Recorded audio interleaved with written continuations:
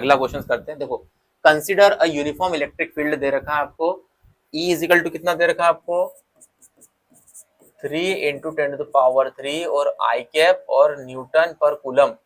ठीक है, what is the flux of this field through a square of 10 centimetre. ठीक है, मतलब एरिया कितना दे रखा है आपके पास में 10 सेंटीमीटर, मतलब कितना हो जाएगा, अच्छा एरिया स्क्वायर दे रखा, साइड दे रखी है ना आपको, साइड दे रखी है, तो 10 इंटू 10 मतलब 100, और मीटर में चेंज करना है ना, इंटू 10⁻⁻4 मतलब कितना हो जाएगा 10⁻⁻2 बचेगा ये मीटर स्क्वायर। ठीक है, यही कन्वर्ट कर लिया हमने। फिर आगे क्या दे रखा, whose plane parallel to the y x plane, है ना, ये जो प्लेन है ये वाई एक्स प्लेन है। तो देखो वाई एक्स कैसे बनता है, ये एक्स एक्सिस, वाई एक्सिस और ये जेड एक्सिस, तो वाई और जेड के बीच में पूछा है, मतलब ये इस तरीके से बनेगा, है ना। अब इस तरीके से बनेगा, मतलब ये अपन अलग से बना के एक बार देख लेते हैं। इलेक्ट्रिक फील्ड किधर हो जाएगी आपकी, इधर हो जाएगी। एंगल कौन सा बनेगा, ये। अच्छा, अब आगे निकालना क्या है, what is the flux through the same square of the normal. पहले तो फ्लक्स है एंड इट्स प्लेन एंगल, अच्छा plane make 60 degree angle with the x axis, तो वो अलग पार्ट हो गया। पहले हमें निकालना फ्लक्स, तो फ्लक्स का फॉर्मूला क्या होता है, फाई इज इक्वल टू ई ए और cos थीटा। तो ये ए क्या है, एरिया, है ना।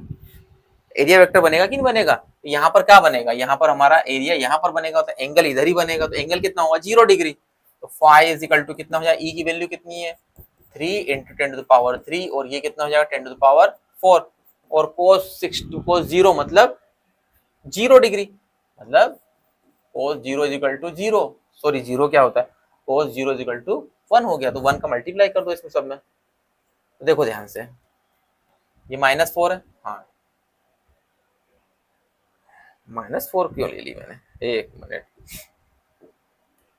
ये कितना है 2 है ना, -2, ये माइनस का 2, तो देखो -2 और ये 3 कट गया, तो कितना बचा हमारे पास में, यहाँ पर 30 बचेगा, है ना।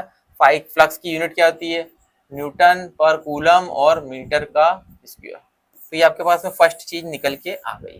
ठीक है, अब सेकंड क्या पूछा है, two its plane make an 60 degree angle, तो थीटा की जगह हमें क्या रखना है, केवल 60 डिग्री रखना है। तो फाई इज इक्वल टू कितना हो जाएगा ई ए cos 60 डिग्री। ठीक है, अब ई ए cos 60 डिग्री यही निकाल लेते हैं।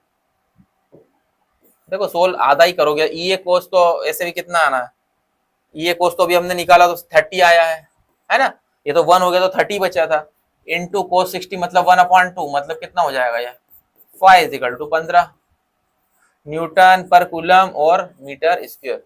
दोनों के आंसर हमने निकाल दिए। ठीक है,